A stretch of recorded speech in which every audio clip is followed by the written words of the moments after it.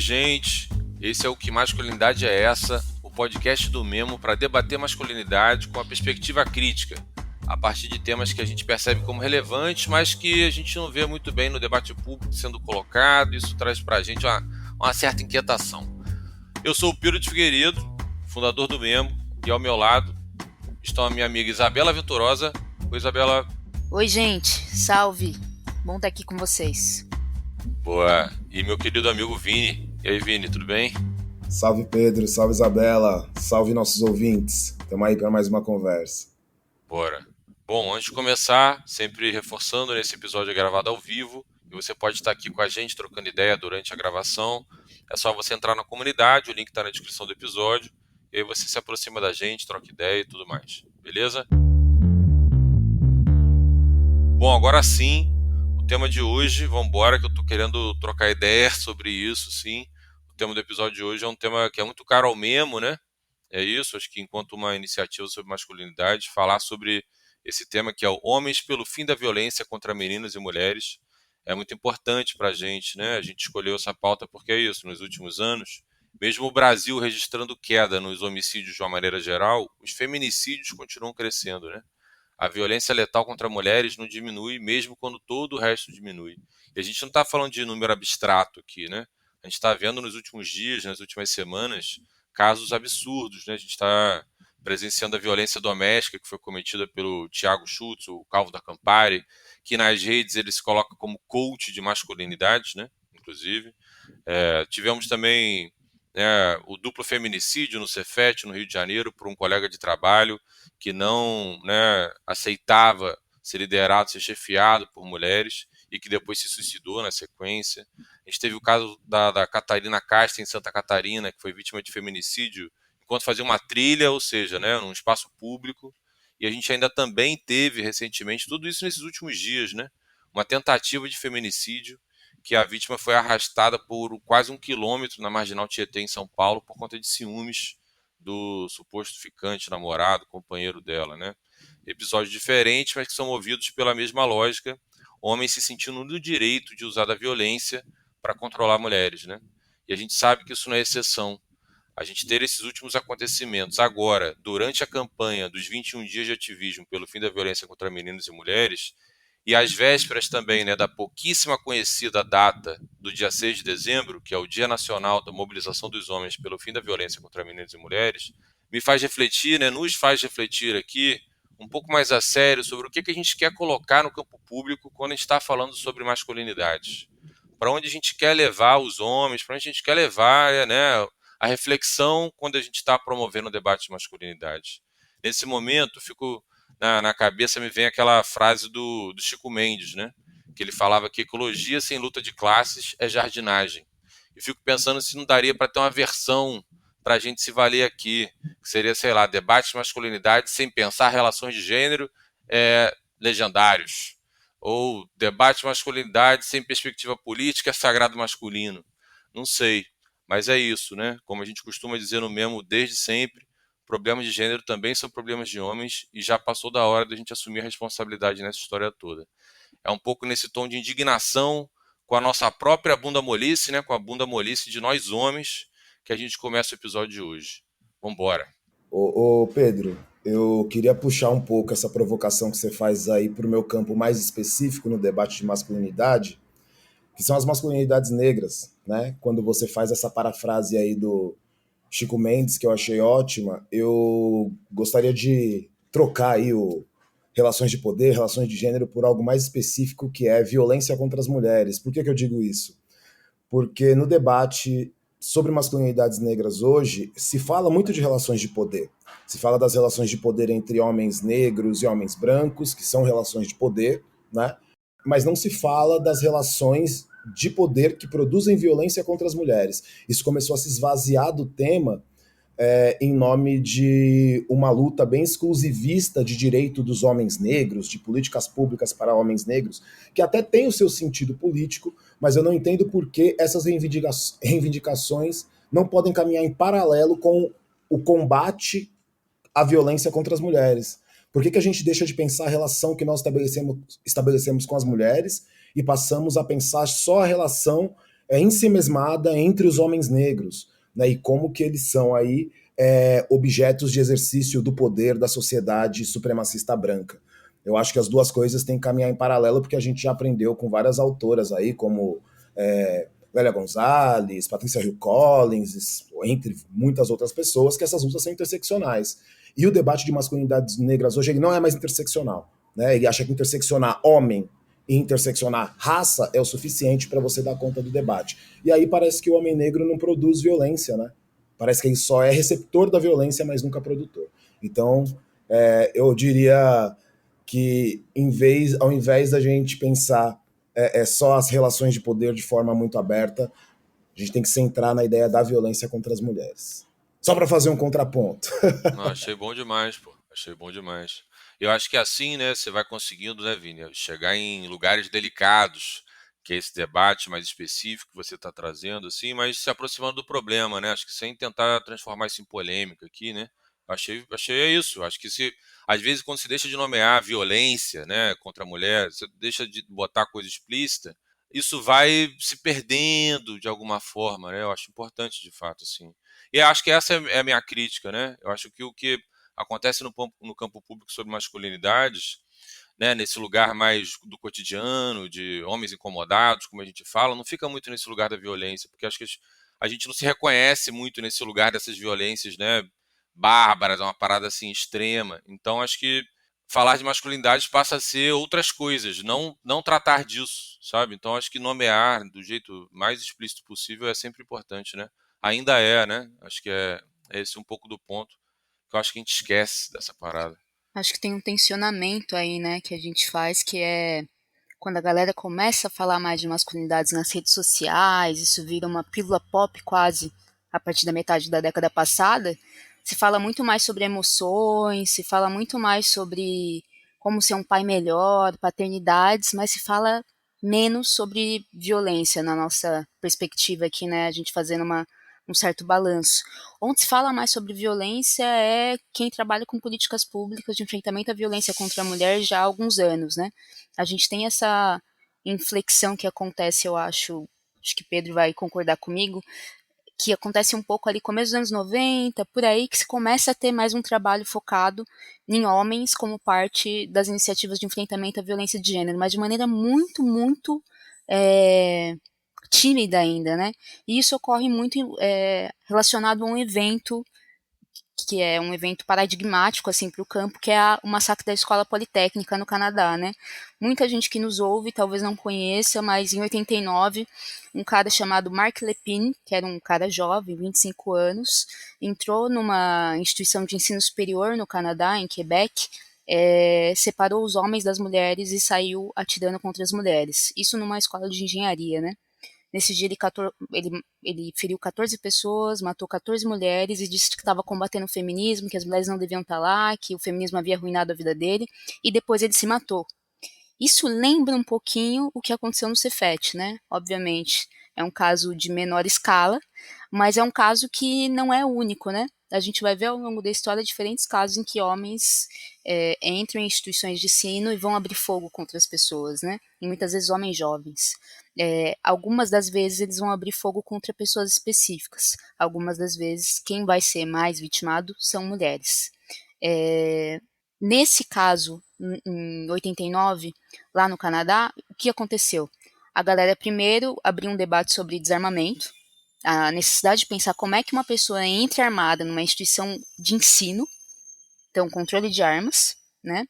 E do outro lado, um debate público sobre enquanto a gente não trabalha com os homens e tenta sensibilizar os homens para a questão da violência, enquanto eles não estão nas palestras, enquanto eles não estão aprendendo outras formas de lidar com insegurança, fraqueza, adoecimento, raiva, eles estão pegando em armas e matando pessoas ou se matando, né? E isso criou a campanha do Laço Branco, que aqui no Brasil a gente não gosta muito desse termo, Laço Branco, acho ele meio branco demais, mas no Brasil a gente optou a partir de certa altura por Homens pelo Fim da Violência, e essa campanha vai se espraiar para vários países do mundo, né, nessa perspectiva dos homens não serem mais figuras passivas no enfrentamento à violência contra a mulher, né. O mote da campanha é não permanecer conivente, cúmplice, ignorando a violência, não ser autor dela, mas também não ser cúmplice em algum sentido, não fazendo nada, né? Que é isso. O pessoal que nos ouve, né? O que a galera tá fazendo para combater violência contra a mulher? Não é só eu não cometo violência, né? Acreditando que a gente não comete mesmo, né? Mas o que a gente tá fazendo ativamente para fazer alguma coisa mudar nisso, né? Então, acho que é uma campanha bastante importante para a gente de pensar esse papel ativo dos homens nisso e também das entidades que trabalham com esse tema, né? A gente está trabalhando com autocuidado, que, né? Com skincare, com como ser um boy mais sensível, ou tá de fato mexendo com as relações de poder e tocando o dedo na ferida e até se observando como uma pessoa que já pode ter cometido uma violência psicológica, uma violência sexual, né? Nem toda violência sexual é uma violência que é de um homem se impondo com muita força ali diante daquela mulher, mas até quando a pessoa não queria transar, você insistiu até coagi-la a fazer a transar, né? Então, é um debate sensível e necessário, né, de ser feito, gente. Eu fico pensando, né, que é isso, né? Esse dia ele vem para puxar convocar os homens a se mobilizarem, né? Mas tem uma dificuldade muito grande aí, e aí nesse processo reflexivo, muito gerado pelos grupos reflexivos e tal, tem uma coisa que é você se dar conta de várias coisas que você fez, né? Isso que você falou agora, né, Isabela? Tipo assim, reconhecer as violências que você provavelmente já causou. Eu acho que isso pode gerar um efeito na galera, assim, nos homens, de uma maneira geral, de uma certa inibição, de já sair se colocando, sabe assim, ó, a violência aqui não, sabe assim, de parecer meio hipócrita. Acho que a galera fica meio com medo do seu telhado de vidro, sabe? Eu acho que isso muitas vezes não é colocado, né, não é elaborado, não é refletido e vira só uma barreira para ele se aproximar dessas temáticas por um certo receio. Não sei se está fazendo sentido isso para vocês, mas pensando na mobilização deles, né? Eu acho que eles não deixam essa parada ela virar algo, sabe assim? Eles deixam oculto, porque eu acho que quando eu paro para pensar nas minhas questões, né, nesse lugar assim, eu fico envergonhado, sabe assim? A gente já falou aqui sobre vergonha algumas vezes, né? Acho que é um sentimento que eu tenho achado importante, assim, para o debate, para essas questões de gênero, né? Acho que tem um constrangimento, uma vergonha que é importante para esse processo reflexivo. Mas isso não pode virar culpa, é isso não pode virar um certo vitimismo, né? Senão você fica também facilmente vai para um outro lugar, ressentido. Mas uma vergonha precisa gerar, assim, essa vergonha que te constrange, que te aciona um senso ético ali, né? A gente estava falando da última vez sobre a sensibilização ética, né? A Isabela estava levantando essa parada assim. Então, sei lá, eu acho que lidar com essas suas próprias questões ainda me parece ser uma barreira muito grande para homens se mobilizarem. Não sei, né? Tô lançando aqui um caminho de conversa para ver se você Mas, Pedro, faz sentido para vocês. você. Não, mas vocês acham que. Eu entendo assim a coisa da vergonha, mas eu consigo pensar, claro, em alguns homens que já participaram de grupos reflexivos, isso faz muito sentido. Pode fazer algum sentido, porque não participar de um grupo reflexivo não é garantia de nada, né? Mas pode fazer um pouco mais de sentido. Mas eu fico pensando também no quão naturalizada é a violência contra as mulheres na sociedade, assim. É estruturalmente naturalizada, tolerada e às vezes é até legitimada, né? É uma prática e um discurso que ele tá tão embrenhado nas nossas relações que parece que ele é natural, assim. E aí as coisas acabam sendo toleradas. A Isa estava falando, por exemplo, em relação a você tentar ficar convencendo insistentemente uma pessoa a transar com ela. Eu pensei num outro exemplo, né? Pensei num outro exemplo que eu ouvi já esse exemplo de pessoas que eu conheço, tanto de mulheres me relatando quanto homens já admitindo que fizeram isso, que é, por exemplo, você tirar a camisinha no meio da relação, né? Que é uma violência também.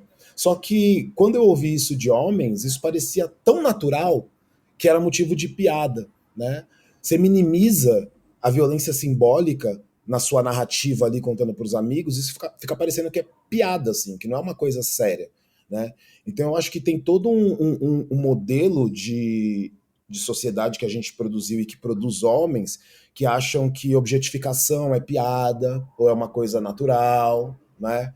que os estereótipos de gênero, ou os papéis de gênero, ou as performances, a performatividade, seja lá o que for, é uma coisa natural, que mulheres de fato são submissas aos homens, né?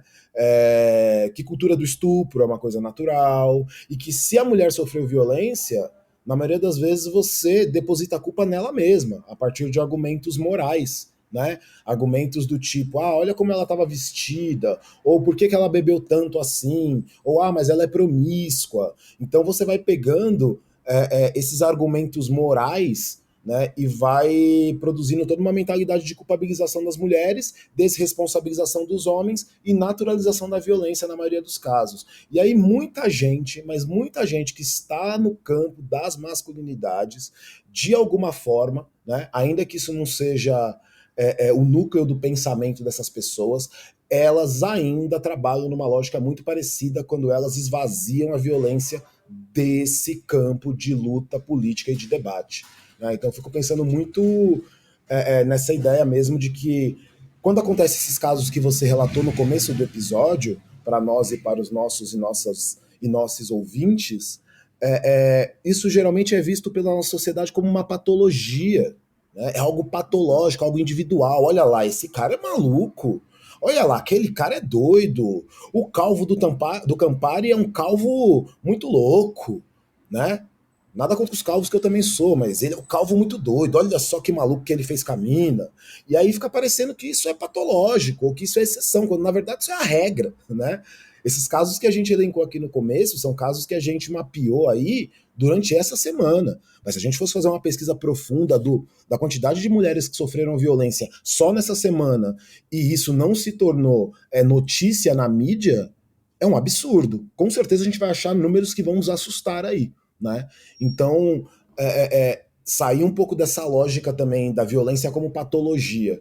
Né? Eu fico pensando muito nisso, porque quando a gente debate dentro do movimento negro sobre racismo, a gente sempre tenta mostrar para as pessoas brancas que racismo não é patologia, é parte estruturante da sociedade. E aqui eu acho que é a mesma coisa. A violência contra as mulheres, ela faz parte dessa estrutura patriarcal que foi criada, né? E que os homens conseguem aí se passar ilesos de refletir sobre isso de alguma forma.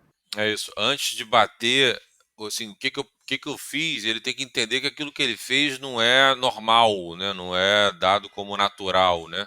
Tem uma camada anterior, em alguma medida, né? Ele questionar o fluxo do piloto automático ali, né? Eu acho que é se dar conta. Que eu acho que de alguma forma, é esse processo de sensibilização ética, né? Que fiquei com isso na cabeça que a Isabel falou no último Com episódio. certeza. Eu acho que é o mesmo processo, talvez num momento até anterior, né? Porque é isso, eu acho que ao elaborar, você vai. Porque você tá ligado. É isso que eu defendo, né, nos grupos reflexivos, assim. Você tá ligado, pô. Eu sempre lembro do primeiro episódio do podcast do Memo, que foi sobre assédio em espaços públicos, né? Que eu divulguei no meu grupo de amigos de infância, assim, né? E um deles ficou mexido, me ligou, falou: pô, Pedro, mas eu nunca fui esse cara, assim, de assediar, de passar a mão na bunda, puxar cabelo, nunca vi isso, não. Sempre assediei de forma polite. Ele mandou assim, sempre assediei de forma polite, ainda mandou um in English. Que absurdo, gente. Então, Ainda mandou em inglês, é foda. não, ainda mandou sempre assediei de forma polite, pô. Assim, assim, não fiz nada demais, sempre foi tranquilo. Então acho que tem esse se dar conta, né? Mas é isso, à medida que você vai se dando conta, acho que esse constrangimento ele se torna necessário, né? Eu acho que é importante a gente conseguir gerar isso para que se mobilize, né? Isso, deixar esses caras incomodados, sabe? E aí Gente, fala, Isabel. não, só eu acho que você tá muito otimista, Pedro, contando muito que porque a gente entra, eu sou uma, já falei disso nesse podcast, eu sou uma patológica, isso é patológico, patológica leitora de comentários de páginas de Instagram, né? E eu vejo as pessoas escrevendo cada coisa que eu penso, fulano tem vergonha de escrever isso, os piores absurdos. E aí eu acho que a vergonha, hoje em dia, como a gente precisa ler aquele livro, né? Você já leu, mas não sei se é um mecanismo tão eficiente nesse momento de fake news, de pós-verdade, de o caramba quatro, pra gente coibir esse tipo de coisa, sabe? Eu acho que a galera não tem vergonha. E eu fico pensando, é, onde é que a gente está errando, né? E sabendo um pouco onde que a gente está errando. A gente está numa disputa. Isso aqui é uma guerra, para usar terminologias péssimas. Isso é uma guerra, uma disputa por cabeça. Tem uma grande parte da galera que está sendo hoje com 12 anos, 13 anos, 14 anos, forjada para achar que violência contra a mulher é mimimi.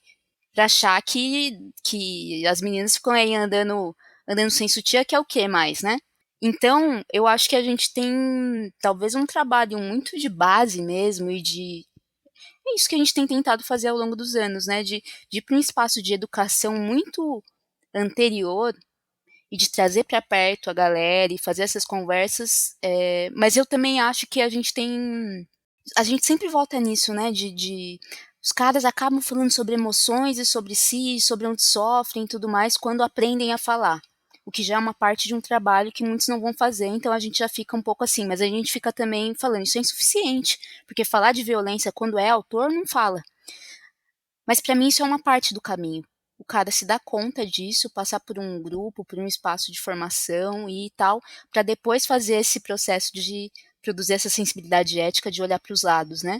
Quando eu olho para esses caras, como o moleque, para mim eu falo moleque, mas não, é um homem.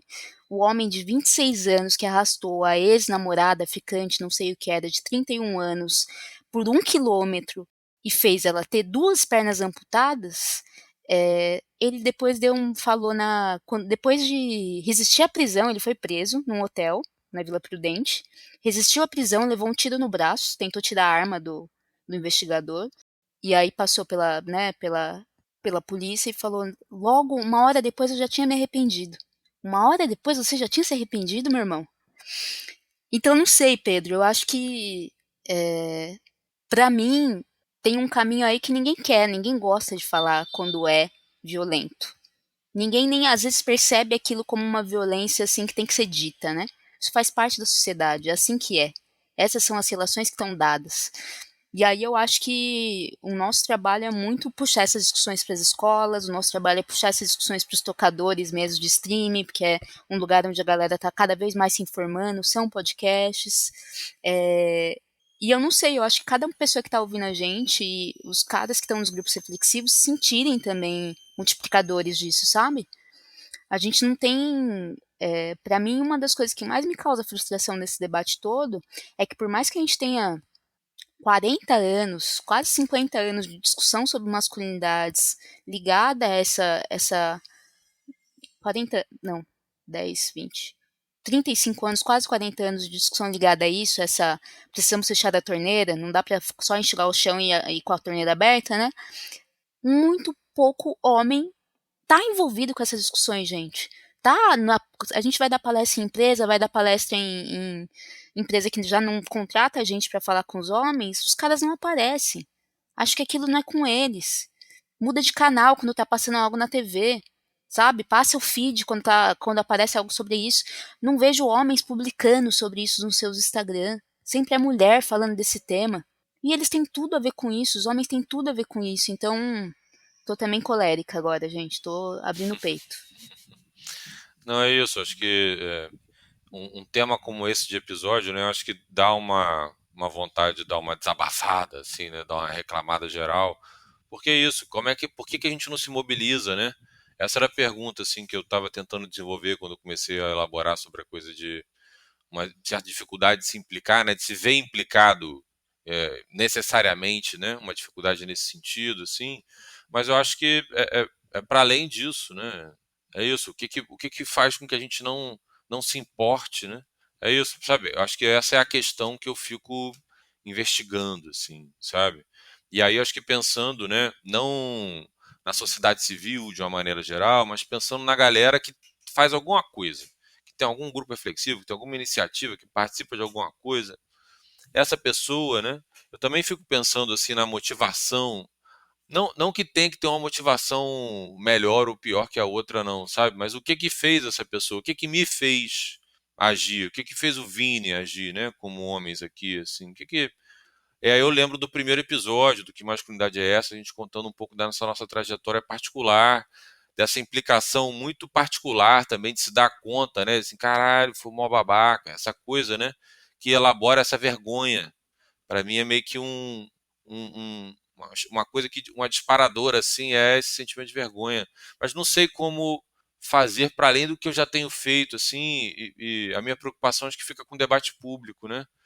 Como que a gente deixa o debate público mais voltado para essa perspectiva, né? Que a gente aqui, eu acho que concorda nesse sentido, que seria o mais direcionado para combater esse problema, né, da violência contra a mulher, assim. Como é que a gente não deixa se esvair essas oportunidades, né? Eu fico pensando assim, cara, tá em alta de novo, que bom, vamos lá, sabe? Como é que a gente não deixa, e eu sinto que tá, né? Acho que é uma coisa para dividir com vocês, assim. Eu tô sentindo que esse debate de masculinidades, até por esses casos, do jeito que está sendo repercutido, eu sinto que tem aí uma oportunidade para se falar de masculinidade de novo, de envolvimento de homens na pauta, de um jeito mais é, é, nesse lugar, com a perspectiva política sobre o debate. Sinto que tem uma oportunidade aí, né? Mas me bate um receio também disso escapulir, como eu acho que escapuliu quando bombou, né? E o Memo veio e tal. Mas é isso, eu também estava em outro lugar. Não sei, tô acho que elaborando um pouco em tempo real aqui com vocês sobre o campo, certos rumos do campo, assim, que poderiam facilitar ou não essa mobilização dos homens, sabe? Mas você sente que o debate está em alta? Acho que a gente já debateu isso em outro momento, mas enfim, porque eu tenho sempre a sensação de que ele é só protocolar, né? É um debate assim, que mesmo estando em alta, ele é protocolar. E dentro do campo mais específico de quem trabalha, de quem atua, né, pensando masculinidades e violência contra a mulher, eu acho que, na verdade, as pessoas estão pensando em masculinidade e não em violência contra as mulheres, né? Fica só masculinidade por elas mesmas, como eu já disse no começo do episódio. E aí, eu, assim, obviamente que eu não tenho a resposta desse porquê, né? Porque as motivações aí podem ser variadas. Mas por que eu acho que isso nunca teve de fato em alta? Porque ao mesmo tempo que está em alta nas redes sociais, né? A gente às vezes sente uma movimentação maior em rede social, que é um termômetro atualmente para a gente entender como os debates estão sendo colocados, um termômetro importante. Eu não sei, e aí vocês podem me dizer porque eu consumo muito pouco, né? Como que as mídias abertas, tipo o Jornal Nacional, SPTV ou RJTV, tem RJTV? Não sei se tem RJTV, deve ter, Claro, pô, que né? isso, RJTV 1 RJTV. e 2. RJTV melhor, pô, tem. RJTV 1 e 2. Então, eu não sei como essas mídias elas estão E tem tratando um esse Bom Dia tema. Rio também, gente. Agora, desculpa, Vini, mas tem um Ó, Bom Bom Dia Dia Rio Rio. também. Ô, louco, que é isso? Tem o Bom Dia São Paulo também. Bom Dia São Acho que tem ainda o Pô, Bom Dia você São acha que é Paulo. só vocês? Eu, hein? Ai, meu Deus. Mas é isso. Eu não sei como que essas mídias têm tratado isso, mas eu sinto que quando as pessoas reagem a esse tipo de acontecimento, é sempre nessa chave individualizante. Como se isso fosse uma exceção, não uma regra. E o que eu bato é que isso é uma regra, não é uma exceção. Né? Se não é uma regra em termos de prática, o que eu quero dizer, não é todo homem que agride mulher de fato, todo homem comete violência contra as mulheres. Sejam essas violências simbólicas, sejam violências materiais. A masculinidade é construída a partir de uma ideia de exercício da violência. Né? Então, se a gente não começa a abordar, né, e se os meios de comunicação, se tudo aquilo que é disseminador do que a gente, de forma geral, aí chama de cultura, não começam a trabalhar pensando isso como um fenômeno estrutural, né, que os homens comecem a entender que até as microagressões que eles produzem fazem parte desse enquadramento de violência de gênero. Até aquele cara mais. Eu usar um palavrão. Eu vou usar um palavrão. Mais cuzão. Mas que ele é só um cuzão. Que na reunião do trabalho ou na resenha do pós-trabalho, ele não deixa a mina falar, porque ele acha que ele tem que falar tudo, tem que saber tudo, tem que ser o cara da mesa, e ele não entender que isso é uma violência, sabe? Por mais que pareça insignificante, e óbvio, comparando com todos esses acontecimentos da última semana, é insignificante, ainda assim, né, o meu trabalho comigo mesmo e o que eu tento fazer com outros homens é mostrar que isso sim é uma violência. É quase que, de forma bem extrema, fazer um salto direto que é você primeiro começa como um cuzão fazendo coisas muito insignificantes para daqui a um tempo você tá batendo na sua companheira. Isso para mim é um salto que parece gigante, mas para mim ele parece muito, faz muito sentido, sabe? E que se a gente enquanto homem não entende isso, se o campo de masculinidades não volta a entender isso, porque ele já entendeu isso no passado, quando a gente pega a história do campo aqui no Brasil, isso já tinha sido entendido, só não tinha sido disseminado, a gente vai continuar aí nessa rodando em círculos sem sair do lugar, sabe? Porque vai ser esse monte de cara falando de ai como eu sofro, ai como é difícil ser homem, ai como eu não posso expressar meus sentimentos porque a sociedade não permite e a masculinidade não deixa que eu expresse meus sentimentos. Porra, então você supera essa masculinidade e constrói outra pra si, meu parceiro. Não adianta ficar falando, ai, não consigo, ai, olha a sociedade como que é, porque a primeira vez que eu chorei eu tinha 39 anos. Porra, irmão, faz alguma coisa com isso. Você já entendeu o problema? Já entendeu que a violência da masculinidade te afeta? Então faça alguma coisa, que faça alguma coisa no sentido de contribuir para essa luta contra a violência, esse combate contra a violência contra as mulheres, né? Eu acho que esse que é o Aqui ponto é sem fundamental. acolhimento, hein? Ninguém vai ouvir o podcast do mesmo pra ser pego no Ah, colo. Eu tô ruim de acolhimento, gente, desculpa, tô numa fase difícil. E você viu que Vini é trevoso, né? Ele já mandou um masculinidade é violência. mano. Mas é muito. Acho interessante a gente estar tensionando nesse nível, né? Só que, por um lado, eu também fico pensando, cara, como uma pessoa que está na ponta, como uma pessoa. Bom, todos nós aqui estamos na ponta, né? Vini já fez trabalhos práticos ao longo de anos, Fundação Casa, medida socioeducativa. Pedro está aí com o Memo também em empresas e outros espaços, e eu trabalhei alguns anos com violência contra a mulher, fazendo grupos reflexivos com esses homens, né? E a gente sabe que parte do lance que faz os caras caírem algumas fichas é ter um espaço para falar de si. Não primeiramente para falar que foi autor de violência. Primeiramente para perceber como foi o processo de socialização como homem, como também sofreu violência, como também sofreu cerceamento, como o mundo do trabalho tritura a gente, como não sei o que, não sei o que lá, que é parte importante desse processo, né? Mas o grande desafio para a gente realmente é fazer o cara chegar no espaço de virar e falar da alteridade, né? Virar e olhar para quem não é homem, para quem não é eu mesmo, para quem não é aquela coisa do narciso, né? Porque eu fico até querendo ouvir vocês sobre isso. É, tem um lance que eu acho que se busca com essa discussão de masculinidades, que é um gozo no narrar também. Você se sente melhor depois que você fala da sua experiência, depois que você fala do que você passou, de onde você sofreu violência, etc. Mas quando você fala que cometeu violência, não vem gozo. Não é um lugar de gozo, assim, desse relato, mas que pega no lugar do de um de uma necessidade de escuta, de alguma coisa também, de um ego, não sei direito explicar isso, né? E essas são as conversas mais difíceis de fazer, né? Que se o cara não tiver bem azeitado, ou se ele não tiver recurso, ele não vai chegar nesse espaço, né? E por isso que eu fico tão assim, estimulada por essa ideia de levar essa discussão para a juventude mesmo, sabe? Que eu acho que a gente está nessa disputa de cabeça. É uma discussão também com homens criados, né? Inclusive eu tenho pensado muito, eu tenho acompanhado muito a produção das minas, que tem ido mais para um lugar de tecnologia, tem feito apps, tem feito uns bagulho assim, porque eu acho que a gente tem que disputar a cabeça em grupo de WhatsApp, sabe? Eu acho que a gente tem que pensar estratégias de aproximação do tio do pavê, do cara de 20, 30 anos que ainda não percebeu que certas coisas não dá, né? Enfim, tô pensando um pouco sobre isso, assim, como é que a gente promove essas estratégias que de fato alcançam os homens, porque se eu for só dar bronca em homem, só ficar descendo a letra em homem, eu sei que eles não vêm atrás de mim. Eu sei que eles não vêm comigo. Atrás de mim, não, comigo, né? Eu percebo muito isso trabalhando com homens há quase 15 anos, né? Fala aí, Pedro. Eu tô aqui querendo conversar contigo, né, nessa ideia que você está levantando, né? Porque é isso, eu acho que tem que acolher. Eu me bate essa coisa meio Vini também. Ah, chega, gente. Eu já entendi já que é difícil chorar, pô, vamos. Eu entendo isso, mas ao mesmo tempo sei da importância da escuta, sabe? É isso, né? Grupo reflexivo é basicamente isso, pô.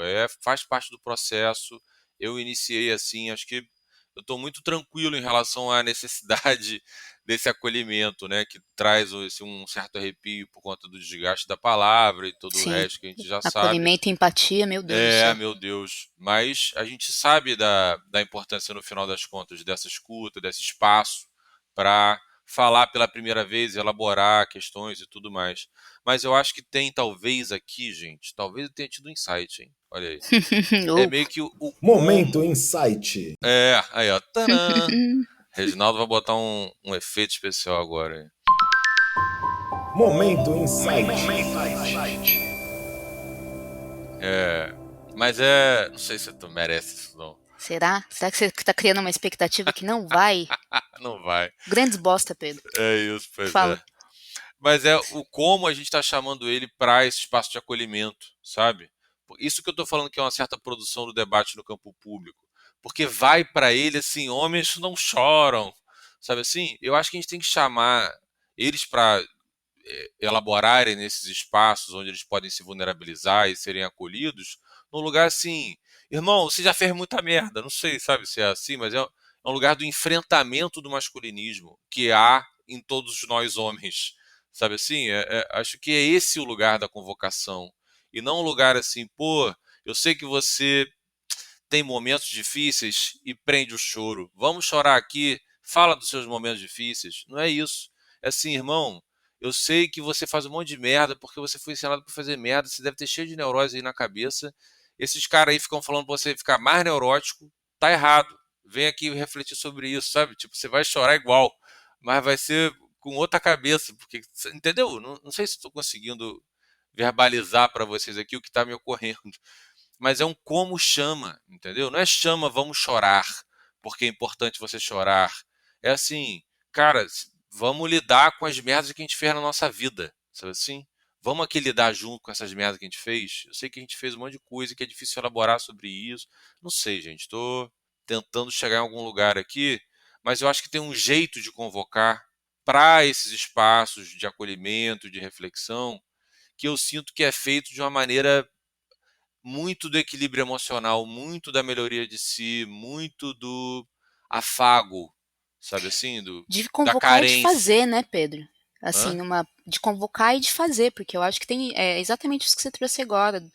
Vai ter gente que vai fazer grupo, espaço de discussão sobre masculinidades, falando de equilíbrio entre o lado feminino e o lado masculino, vai falar de equilíbrio emocional, vai falar de umas coisas que não tem nada a ver com o que a gente está falando aqui, né?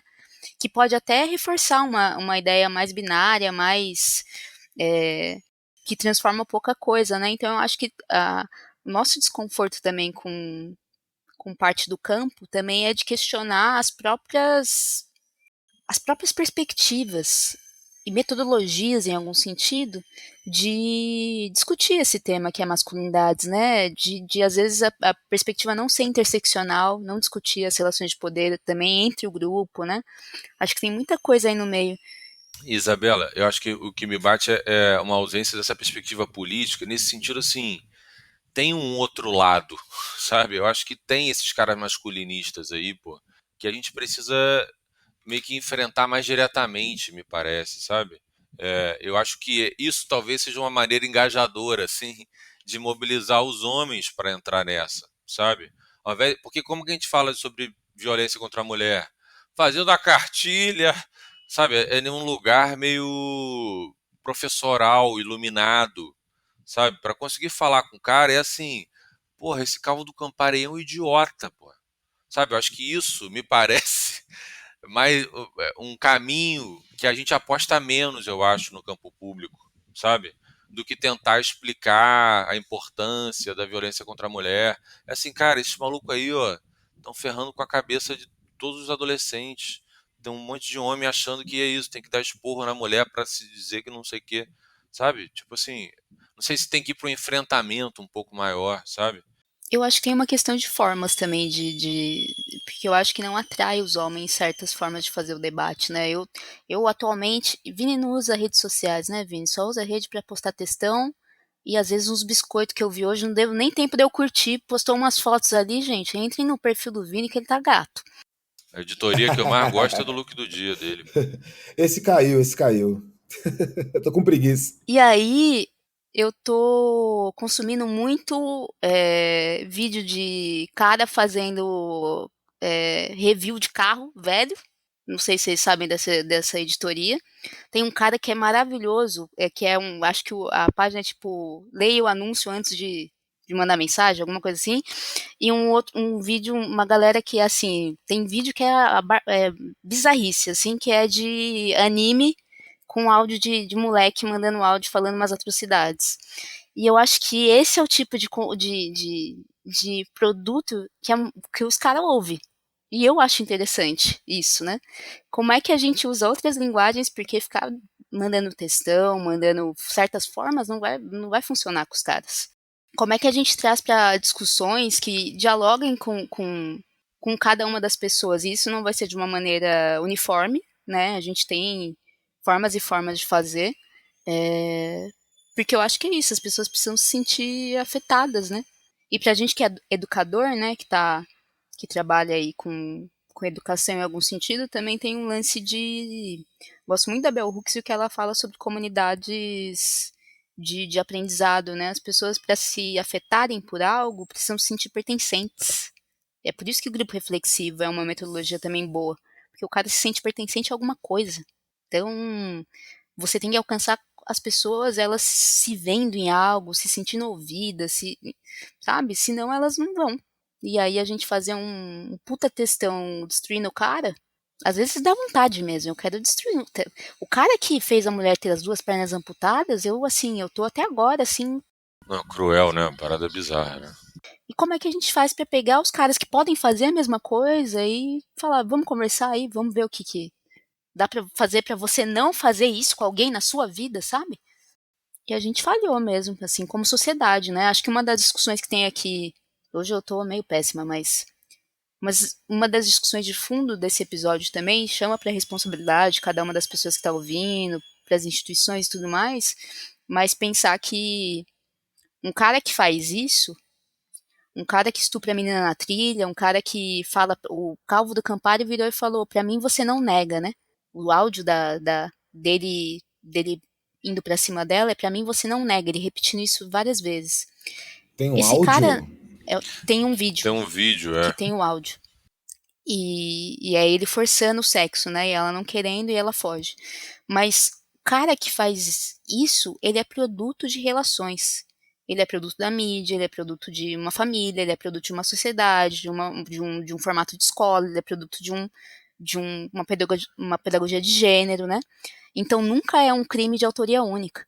A gente tem que responsabilizar as pessoas, mas a autoria da sociedade como mais abrangente, né? Porque cria esse tipo de sujeito. Bom, tô num momento de desabafo, não sei se fez sentido, mas.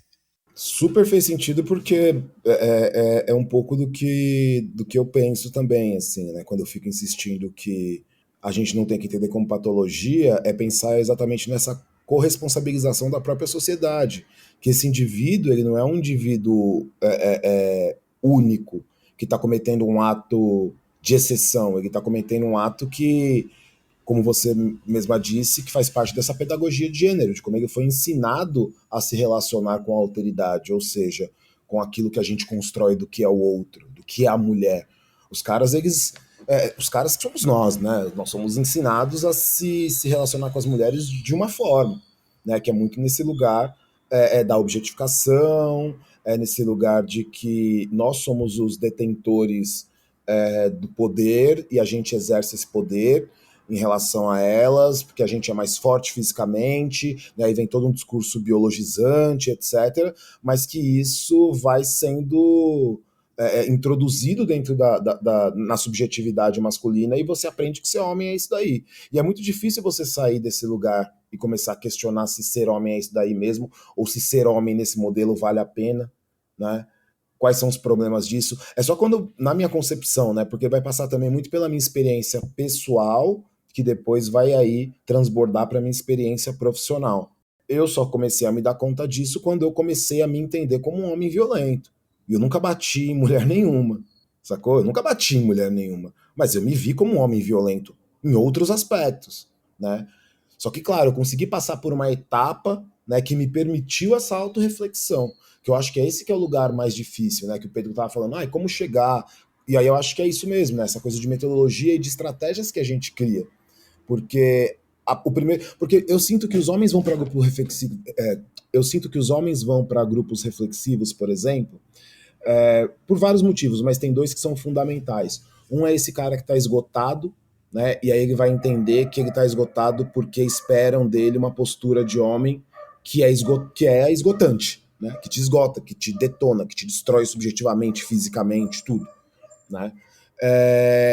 E o outro que ele vai nessa pegada de entender, né, do que estão falando. É muito mais de uma curiosidade que é, tá, o que é esse negócio de masculinidade? Eu vou lá.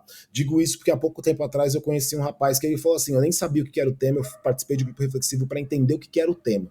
Então era de uma ignorância completa. Né? Um tá se sentindo exausto, o outro só quer entender, sabe? Mas poucos vão com essa mentalidade que é, eu sou um homem violento. A masculinidade me produziu como um homem violento, e eu sou violento. Né? Eu tenho atos de violência. Eu já dei um soco na parede numa discussão com uma companheira minha. Quantos caras já não fizeram isso? Porra, eu conheço vários e eu sou um deles. Não vou tirar o meu da reta, não. Né? Então é quando a gente começa a ter esse entendimento do porquê que a gente age assim, e aí a gente vai procurar, né, esse processo de fazer uma autocrítica, né, uma crítica a nós mesmos, assim, enquanto homens, aí eu acho que a gente começa a se direcionar para um outro lugar que não é esse lugar só da masculinidade positiva, né? Quero ser o melhor homem possível, né? Mas sim, eu quero ser um homem que sim produz uma masculinidade positiva, se é que a masculinidade pode ser positiva de algum modo, sou muito crítico, mas que quer transformar a realidade, e quer transformar a realidade a partir desse debate das relações de gênero, como que a gente pode transformar essas relações numa outra coisa que não seja essa pautada basicamente em violência, né? Então acho que, sei lá, enfim, eu também agora filosofei demais. Não, acho que é isso, pô. Acho que estamos filosofando aqui, né? Em alguma medida, porque eu acho que esse é um tema que é difícil de elaborar mesmo, né? É uma questão meio a questão do milhão, assim, né? Como que a gente faz para os caras se mobilizarem mais, né? Como que a gente não se é isso, né? Sempre quando você vai esmiuçando a questão, eu sempre fico meio embasbacado, assim, tipo, o que que falta para a gente se mobilizar, gente, sabe assim? O que mais que tem que acontecer, sabe assim? O que que falta para a gente sentir essa vergonha, sabe? É isso, tipo, nem todo homem, mas sempre um homem, sabe assim? Essa parada tem que ser constrangedora pra gente enquanto homens, porra. Não é pra eu proteger a minha honra, não. Falar assim, nem todo homem. Mas é pra falar assim, caralho, que merda, sabe assim? Tipo, pô, horrível. Eu não queria ser esse.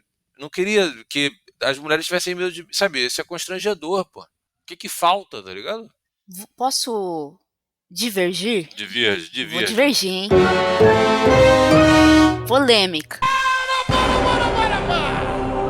Para tudo aí! Brincadeira, não é polêmica nenhuma, porque eu acho que não é pedagogia do constrangimento, Pedro. Eu acho que é pedagogia é, da referência, do ídolo. Por exemplo, eu vejo o brilho no olhar dos caras, e eu sei que você não quer ser essa pessoa, que você tem uma coisa de. Vocês podem ver que o Pedro não mostra muita cara na internet, gente, não é à toa. Mas eu vejo que os caras colocam outros caras muitas vezes e falam: esse cara me inspira. E ver um cara que você curte, acha massa, ele é digamos, um influenciador, né? Para usar uma, não na concepção nova, mas das antigas. Ele te ajuda também a moldar a sua própria masculinidade. E eu acho que se a gente tem um entrave nos dias de hoje para uma transformação dos modelos de masculinidade, isso também diz sobre quem são os ídolos hoje para a molecada, para os homens no geral, né? Qual que é o modelo de masculinidade que se inspira? Mas eu vejo como é efetivo quando a gente vai fazer é, iniciativas em diferentes lugares, como figuras como você, como o Vini, como o meu parceiro que tem feito algumas coisas comigo na escola, o Ismael dos Anjos. Eu vejo que os meninos brilham o olho assim, sabe? Fala, nossa, ele é um cara legal. E ele não cabe naquela ideia de masculinidade que meu pai me ensinou, que meu avô me ensinou, que eu vejo no futebol. É outra masculinidade e talvez tenha mais a ver com o que eu gostaria de projetar, né? E aí eu fico assim, a gente precisa, apesar de alguns influencers entrarem em debates públicos importantes e falarem algumas merdas, tem outros que podem ser usados muito a nosso favor. Então, caras falando sobre esse tema, jogadores de futebol que não falam sobre isso, e eu acho que isso é um empecilho. Eu acho que o campo do futebol é um dos principais campos Porra, super, interessantes para a cara, super, transformação. super, E super. vocês devem ter visto, né? Botafogo e Corinthians fizeram uma campanha. A gente aqui nesse podcast gosta de futebol, gente. Eu acompanho menos que eu já acompanhei, mas eu acompanho alguma coisa. E Corinthians e Botafogo fizeram uma campanha pelo fim da violência aí. E o que eu vi de comentário de cara resistente, mas já fazia a campanha é muito interessante, é ter algumas vozes públicas falando, que sejam vozes que não precisa ser o cara feminista, é exatamente, é um cara que dá cheque nos outros coisas de masculinidade de uma maneira ideal, né? Não é o cara pansexual, é o cara heterossexual, que não, nem precisa ser, é um cara, não sei, conservador, mas acha que violência contra a mulher não dá para ser relativizado, né? Não sei se eu chego no Neymar, porque o Neymar para mim é um É, pouco demais, né? difícil mesmo. Apesar do Mano Brown ter abraçado ele, eu não consigo. Mas se a gente pega algum jogador que gente, eu não consigo fazer esse podcast sem dar uma luva de pelica em alguém público. Embora quem sou eu na fila do pão, né? E adoro o Mano Brown, adoro Racionais, enfim, é uma questão minha. Mas a gente precisa dessas figuras paradigmáticas sendo vozes nessas campanhas, sabe? Figuras que inspirem os homens, figuras que falem de carro e falem de combate à violência, sabe? Parem de anunciar Beth, falem de violência contra a mulher, sabe? É isso aí. Vini Júnior, nota nós. E o nosso Vini Rodrigues aqui, que é santista, né? Que eu não sei se ele tá muito feliz com o futebol nesse momento, não. E se qual é a visão que ele tem sobre Neymar, né? Se dá pra chegar em Neymar nesse sentido, assim. Nem um pouco feliz com o futebol e eu acho que, infelizmente, o adulto Ney é um caso perdido. Ali não tem o que fazer com aquele rapaz, não. Aquele rapaz só dá para esperar o pior dele e agora até dentro de campo só dá para esperar o pior dele. Mas pegando o que Isa falou, o Mano Brown seria uma ótima pessoa, né, para fazer isso. Com todos os seus acertos e erros como todo ser humano, porque ela estava falando, né, como que a gente também constrói a nossa masculinidade pautada em outros homens, tendo como referência outros homens, e aí são outros mesmo, vai desde o seu pai, se você tiver pai, se não tiver vai ser um tio, ou vai ser um homem do bairro, um amigo, seja lá quem foi, às vezes uma pessoa famosa, um ídolo que você tem. O Mano Brown é um dos meus ídolos, e é uma pessoa muito importante para o bem e para o mal na construção da minha masculinidade, de como eu comecei a me entender como homem, entendeu? Com vários problemas, né? Não estou falando que a masculinidade do Brown é uma masculinidade louvável, né? Que ele seja um homem louvável em termos de relações de gênero, mas ele poderia ser uma voz muito importante, por exemplo, para dialogar com toda essa juventude que está aí, que ainda ouve ele, né? Ele tem feito várias edições do podcast dele com pessoas mais jovens, com MCs de trap, de funk, etc. Agora, se não me engano, teve o Cabelinho, né? Eu não assisti o episódio ainda, mas é um espaço que ele tem e é um diálogo que ele consegue estabelecer que seria muito frutífero, seria muito positivo, porque ele é uma referência. Quando você pega a molecada de periferia, né, e aí do cara mais velho ao cara mais novo, ele ainda é uma grande referência. E eu não vejo ele falar sobre isso. Eu não vejo ele se pronunciar sobre isso. Ele se pronuncia sobre muitas coisas, às vezes até de forma equivocada. Mas sobre isso, por exemplo, não é um tema que ele toca. Não sei se é porque ele tem medo, né, de ser exposto aí ao tocar esse tema. Não sei se é porque esse tema ainda não atravessou ele, né, não sensibilizou ele de alguma forma. Não sei por que é, mas ele não fala sobre isso. Isso seria Gente, importante. por que que nenhum político até hoje pegou essa bandeira de masculinidade para si, né? Por que que nenhum do campo da esquerda, né? Do campo progressista, né? Do jeito que o Vini não gosta de chamar. Mas por que que ninguém nunca pegou isso para mobilizar o seu eleitorado a partir desse debate, sabe? Acho que é uma outra coisa que me bate também. É isso, acho que homens têm cagaço de entrar nessa por terem telhado de vidro e não conseguirem lidar minimamente com as consequências que vão surgir ao encarar esse debate de peito aberto, entendeu? Esse incômodo, esse frio na barriga que vem ao se colocar, né, num espaço falando sobre masculinidade, sendo um homem, sabendo dos vacilos que você já fez, sentindo essa coisa toda. Eu acho que é isso, acho que deixa a galera meio peidona, sabe assim? Eu acho que isso me incomoda muito, pô. Eu acho que a gente tem que ser um pouco mais corajoso, assim.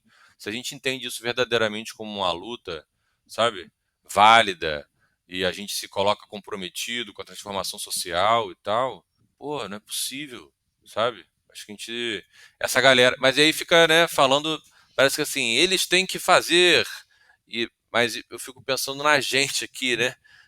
Enquanto cidadãos e enquanto pessoas que trabalham com isso, que estão em outros espaços, né? Como que a gente consegue mobilizar mais, trazer mais essa perspectiva política, essa coisa da violência de forma explícita, assim, para o debate, né? De uma maneira que os engaje, né? De uma maneira que também não distancie mais, que não inviabilize, né? De trocar ideia sobre esse assunto. Sei lá, acho que são muitas questões. E me parece que ainda fica na minha cabeça esse meio insight aí que eu tive, que é o enfrentamento com o masculinismo, sabe?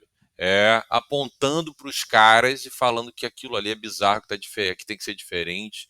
Tenho visto, e aí um pouco do que me traz a sensação dessa oportunidade do debate de masculinidade ser pautado a partir desse lugar, é uma percepção muito minha, assim, muito particular, mas de perceber até nas redes sociais, assim, e até assim, na grande mídia, eu acho que todos esses casos de Calvo do Campari, do não sei o quê, saíram muito, assim, acho que foram muito noticiados, né? Tem uma coisa de fantástico, umas coisas assim que a coisa ganha uma repercussão grande, visível na mídia mesmo, assim, nessa grande mídia. Mas o que eu ia falar não era nem isso, era das redes mesmo, assim, uma certa produção de conteúdo sendo mais bem aceita. Até falando da gente mesmo, eu acho, assim, né? Mas dessa. Quando fala de Red Pill, sabe assim, criticando, é claro que tem uma dinâmica de rede de estimular essa luta, né? Essa briga, uma certa. Gerar uma picuinha.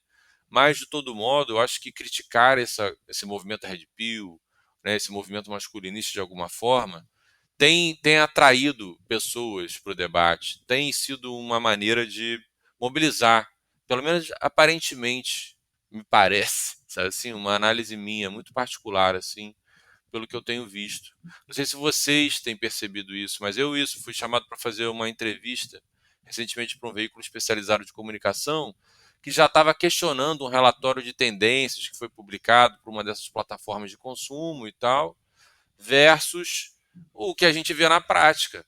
Um monte de. É isso, assassinato, de feminicídio, de homens, sabe? Tipo, ela meio que fazendo. Ah, tá mudando mesmo, mas em que medida está mudando? E a próxima geração conservadora e tal. Então, assim, eu acho que tem uma oportunidade pintando aí da gente mobilizar os homens para o debate de masculinidade por esse caminho mais de falar dessas questões de violência, de falar dessa perspectiva política.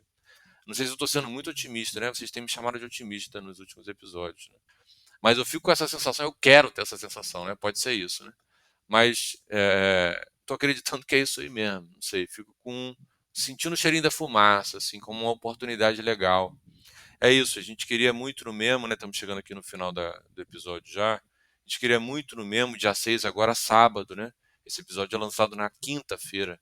No sábado, dia 6, a gente queria muito fazer uma iniciativa convocando a galera. Isso não vai conseguir, não vai ser possível esse ano, mas a gente queria puxar a galera para se engajar no assunto, procurar saber mais, falar disso com as pessoas, né, Isabela? A gente estava falando um pouco dessas coisas que a gente poderia fazer aqui ao final, para não ficar um clima super deprê, né?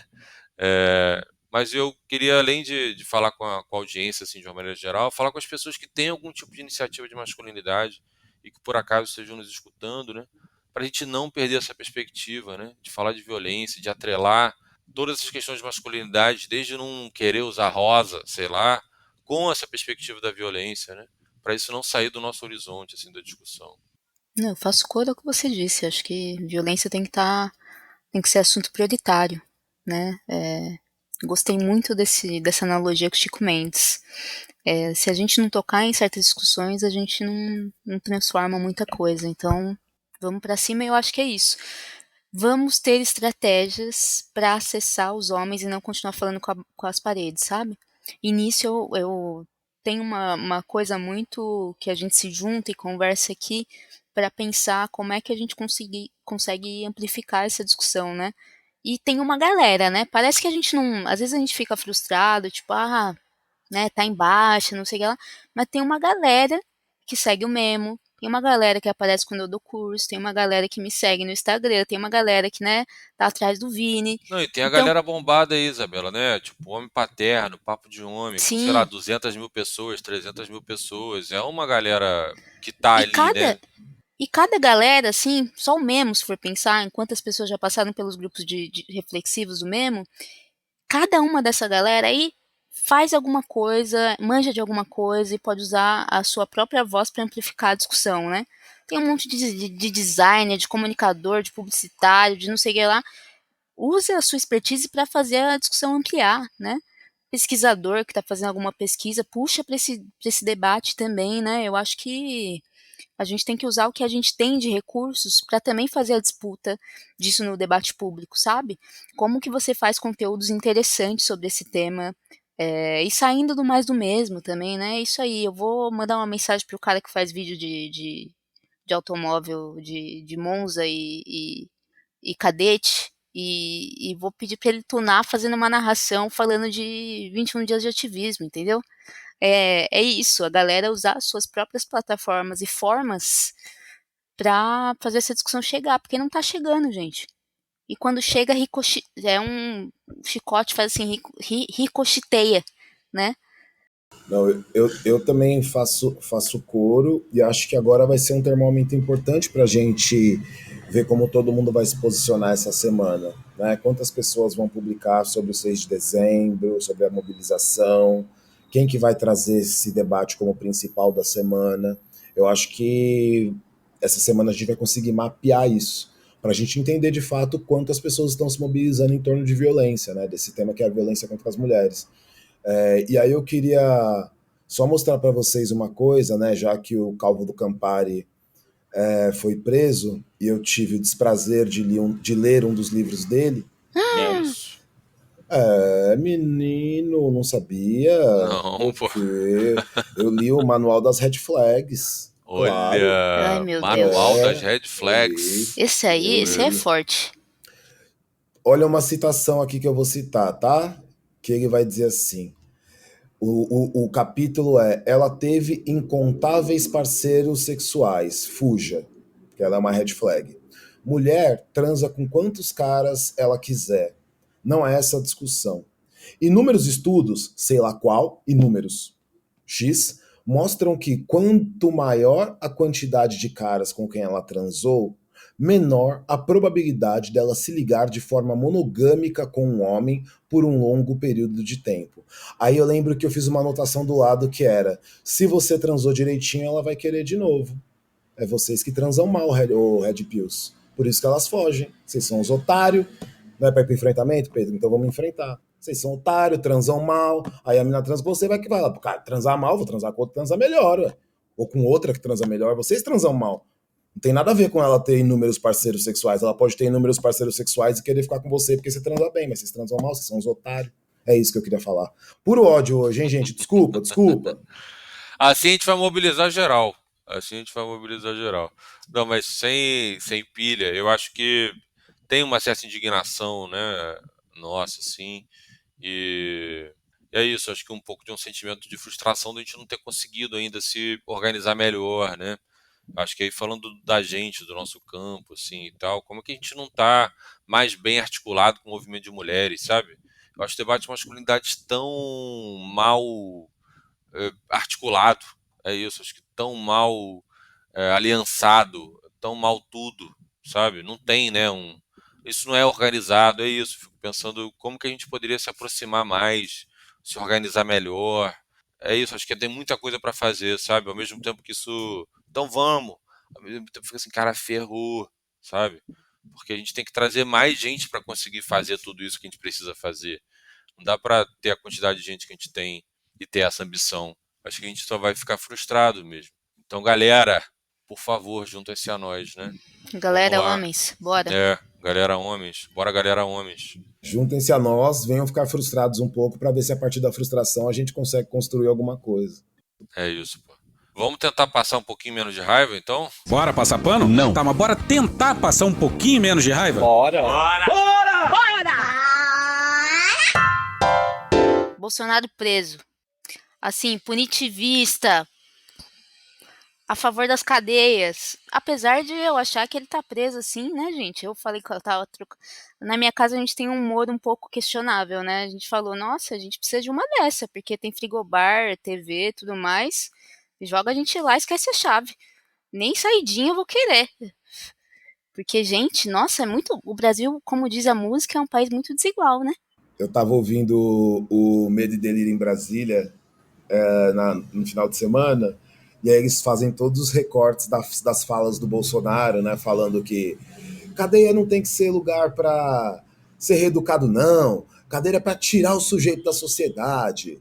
E na cadeira você tem que tomar pau mesmo. Não tem que ter direitos humanos nada, não tem que ter conforto. Corta a cena, ele tá preso lá, ó, numa cadeia de boinha, tranquilo. Pô, mano, tem que colocar ele. É isso, no chilindró mesmo. Não é ele que defendia isso? Então vamos colocar ele lá para ele ter experiência. Já que ele foi preso, agora ele precisa passar pela experiência da prisão real. Não essa prisão 5 estrelas aí que ele tá. Mas enfim. Gente, e tem um outro que tá preso num bagulho que é maior que a minha casa. A cela do cara, tem quintal, tem não sei o quê. É tipo. Bom, enfim, direitos humanos no Brasil. É isso, eu acho que vale destacar que Bolsonaro, né? Ele é uma figura que traz símbolos e representa uma masculinidade, né? Muito específica também, muito alinhada a essa violência, essa misoginia, tudo isso. E, né, nesse campo de masculinismo, com certeza Bolsonaro está entre uns símbolos ali que representam quem pensa desse jeito, né, masculinista, assim. Então é isso, acho que eu também destacaria isso, Isabela. Achei um belo motivo para a gente passar um pouquinho menos de raiva, né? Vini? Bom, como todo mundo destacou o Bolsonaro, eu também ia destacar do Bolsonaro, porque, né? Pô, o Bolsonaro tá em cana, isso é muito da hora. Eu vou então colocar aqui o escândalo do Banco Master. Pronto, para ver se todo mundo para de ficar confiando em banco, em banqueiro, gente. Parem de ficar confiando em bilionário. E o cara já Eu foi passei solto, menos. né? O maluco já E o foi cara já foi solto, né? solto. O Exato. cara já foi solto. Então, assim, me faz passar menos raiva, porque é isso. Parem de confiar em banqueiro e em milionário e achar que banqueiro e milionário tem algum interesse que não seja só acumular capital. Se os caras puderem passar perna em todo mundo, esses caras é tudo golpista. Então o escândalo do Banco Master é a prova de que banqueiro é tudo golpista, fintechista, esse povo da Faria Lima é tudo uns pilantras, é tudo uns golpistas. Então isso me fez passar menos raiva. Tomara que isso abra os olhos das pessoas. Flamengo ganhou um negócio também, Pô, Pedro. Você não falou disso, cara? Negócio? Como assim um negócio? Flamengo simplesmente. E assim, estamos gravando, esse episódio vai ao ar, muito provavelmente com o Flamengo já campeão também brasileiro, né? Sei, Flamengo, sei. Pior que é verdade. tetracampeão da Libertadores, né? O primeiro clube brasileiro a ser Parabéns, tetracampeão da Libertadores. flamenguistas. Parabéns. Muito obrigado. E mais um brasileiro, com certeza, né? A gente está gravando antes aqui, mas rubro-negro não tem dúvida, né?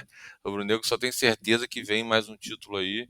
Filipe Luiz eternamente no meu coração, né? Nos nossos corações rubro-negros.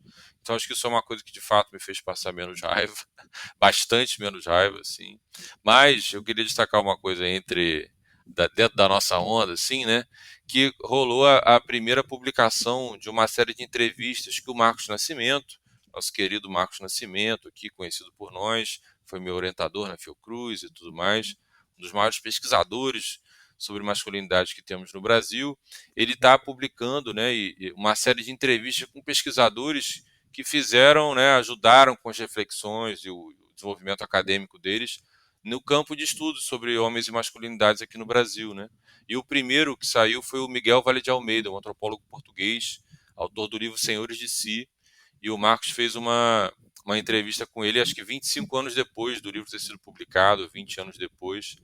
Então eu estou achando muito legal, né? Acho que é uma iniciativa muito maneira do Marcos. O Marcos é esse cara, né, que continua produzindo muito coisas legais para o campo, um cara muito interessado, muito disposto, né?